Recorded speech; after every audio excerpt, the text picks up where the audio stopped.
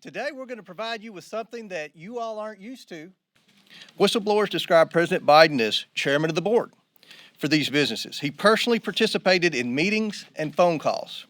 Documents show that he was a partner with access to an office.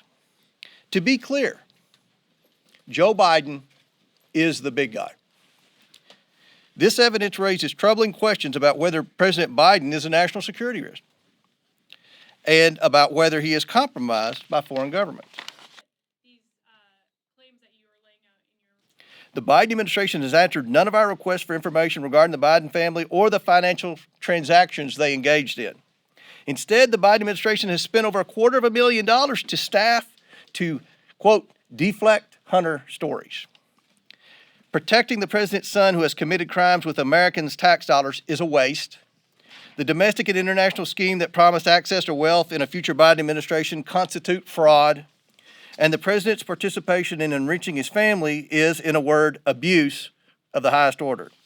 Rooting out waste, fraud, and abuse will be the primary goal of a Republican House Oversight Committee. As such, this investigation will be a top priority.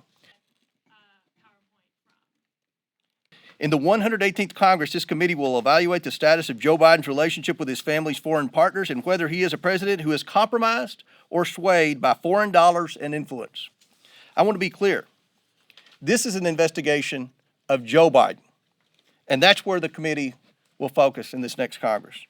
What is the connection to, the current? And the only way you can hold people accountable and hopefully stop the behavior is to present it to the country. That's what we got to do. So we're committed to doing it in an aggressive fashion, but in a way that's consistent with the Constitution. I think the most important thing for us right now, our investigation is about Joe Biden.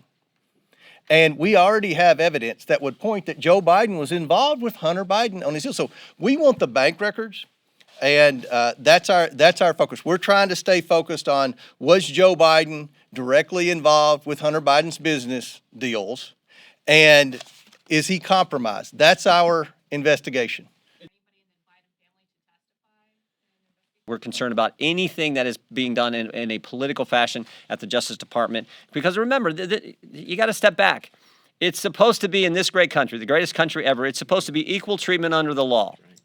And when you have a Justice Department that's not following that fundamental principle I think that sets our country apart from all others, that is a major problem.